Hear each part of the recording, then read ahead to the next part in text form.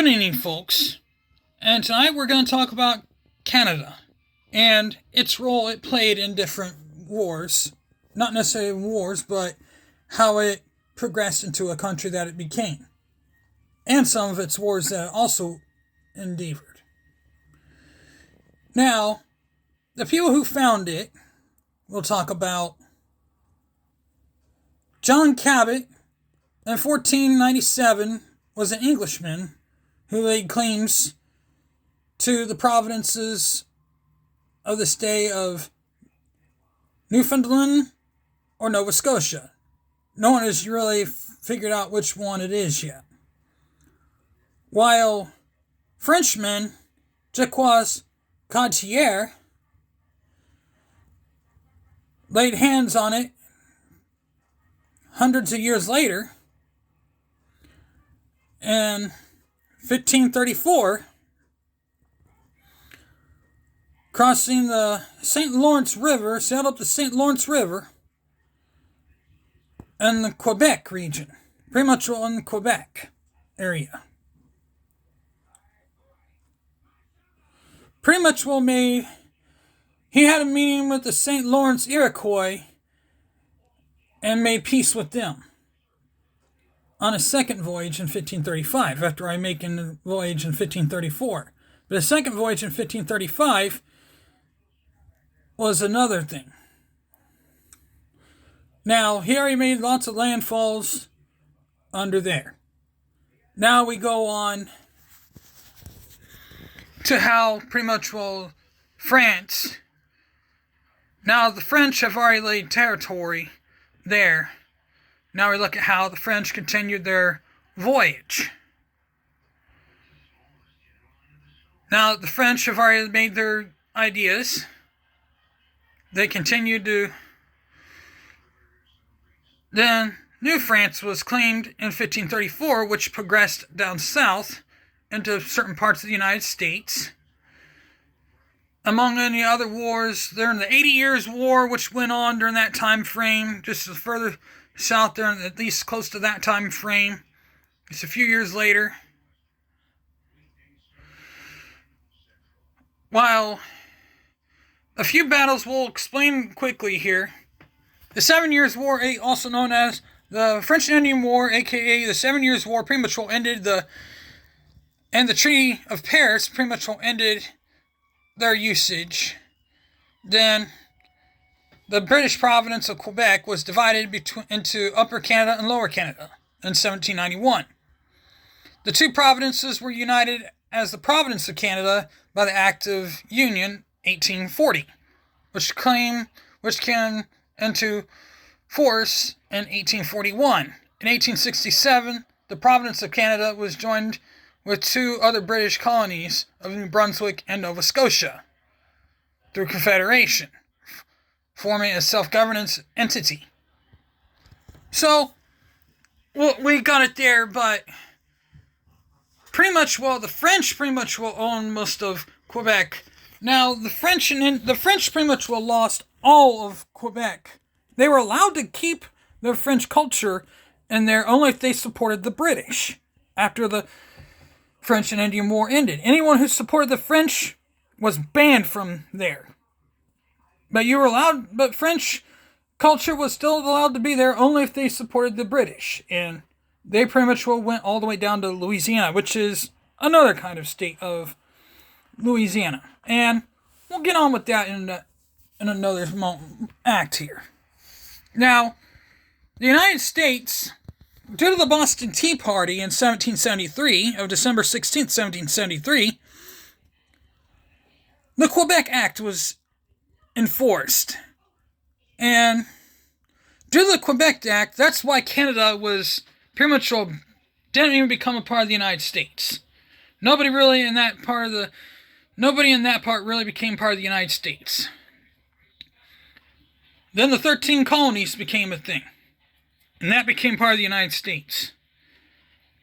Now, Benedict Arnold led a charge into Canada and made Canada part of the United and wanted Canada to become part of the United States, but failed to do so. Now, this is quite an entertaining battle here. Even though Benedict Arnold failed to capitalize on any of his challenges and lost significantly at the Battle of Quebec City, outnumbered, the British pretty much overran the Americans there.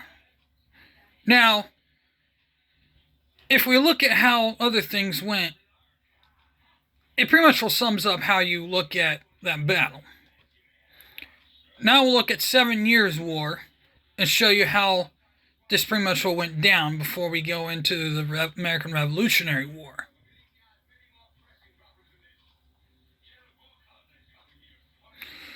Now, let's look at here. This is the map. I'm going to flip over here and you can see the map of where New France, Illinois country, and where Spain had their stuff. Now this right over here, if you look over here, this is where Newfoundland, over there, this part over here, is where France ceded territories to Great Britain, and the Treaty of Utrecht, or something like that. I'm not real good with certain pronunciations. Now, these over here are the 13 colonies. Georgia, South Carolina, North Carolina. What is part of Virginia? Pennsylvania, Jersey, New York, Vermont, New Hampshire, well, Maine, but not necessarily not necessarily one of the 13 colonies, but they considered it. Massachusetts, Connecticut, and Rhode Island.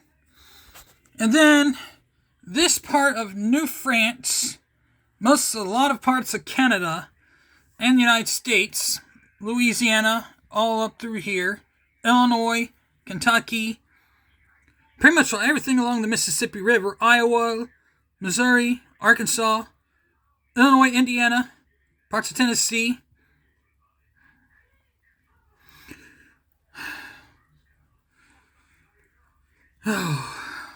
Mississippi, Wisconsin, and Michigan, and Ohio. All those states pretty much all combined in there. All parts of that. That all pretty much all lined up over there, while Spain, on the other hand, had Florida over down here, and we go over here, obviously Mexico, then Texas, Arizona, and over here they had New Mexico, parts of Colorado, and a little bit of Utah. And the corridor of the panhandle of Oklahoma, and the little spot there of Kansas. Obviously, this is how right here is how you sum up the whole entire map of New France. But now, when the war ended, I'll flip it back to me. When that war ended, the battle I should say ended, it pretty much ended, and pretty much, well, a lot of things. Then we go back to certain things of when New France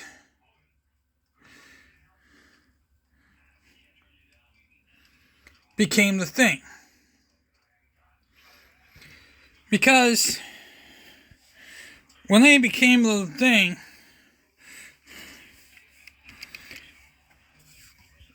it was one of those things where during the American Revolutionary War, once the Quebec Act happened in 1773, excuse me. Actually, 1774. I'm thinking of the Boston Tea Party, excuse me. I can't really think straight for some odd reason.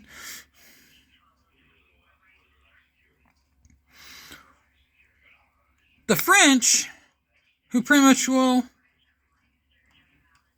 had a lot of things going in their favor, but they didn't know how to gain it. But once the Americans won the Revolutionary War, they got their states. Now, let's think of this. I just showed you the map.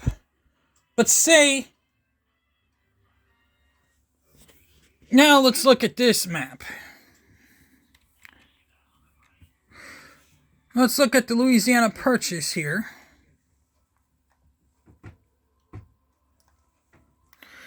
Here is the Louisiana Purchase. You're looking at the Louisiana Purchase right here. You got Louisiana.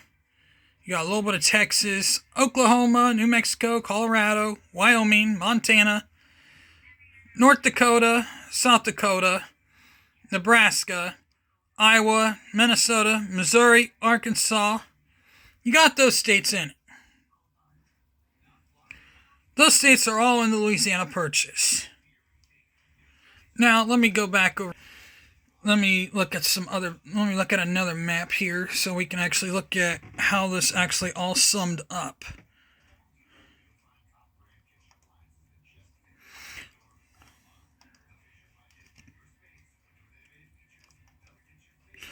Now, this is actually sum up the map. This is the Oregon country here with Idaho, part of Montana, Oregon, a little bit of Washington. Then you got then part of Spain, you have Texas. Then obviously over here is Washington, then Florida. Then you have New Mexico, Arizona, Utah, Nevada, California, a little bit of Wyoming, and a little bit of Colorado. Then the Louisiana Purchase with the states I just mentioned. Then the Mississippi Territory, the Indiana Territory, the Illinois Territory, and the Michigan Territory. But then the United States over here. Then Tennessee, which was added, and then Kentucky was added. Then Ohio was added after the Louisiana Purchase. Once the Louisiana Purchase was in, then Ohio was added. Now, imagine if this was all added after the French had succeeded in the war. Now, say the war never took place, and say the French and Indian War never really took place, and the United States won over here. Do you think the United States would have actually had a war with France to actually advance over here to get on the Louisiana Purchase and purchase this land over here like they did with Napoleon? Honestly, I don't really think so, because the United States' friendship with the French was so strong, it didn't seem like they really had any desperate need for that. So they bought the land from the French in 1805. In 1805, they bought the Louisiana Purchase from the French, and they moved on. Now, some lands were kind of seceded from there and bought a few little. Now, this area over here was disputed by the British over here. At least this area was, along with that. And this area was kind of disputed by the British. And they moved up here, and this area was what was left for the British to take. So, they just drew this line right here to cut Canada from the United States. And that's where the line for the United States and Canada drew. Where the French drew this line right here for the United States and France. But after they bought the purchase from Louisiana Purchase from the French, the United States did, they just went straight on out. And same thing about the French, same thing about them. Then Spain pretty much and then we'll talk about how Mexico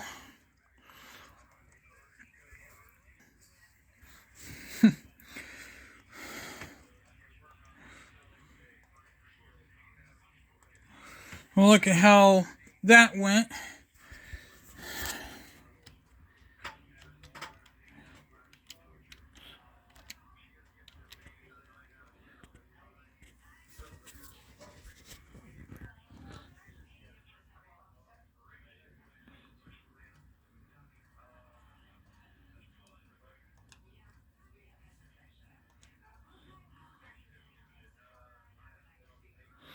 I mean, the Mexican-American War, when you had all that,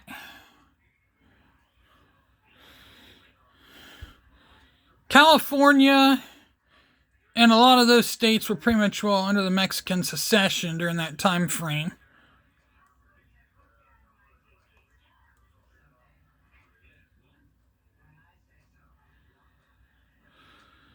When California, when all these states pretty much well annexed over,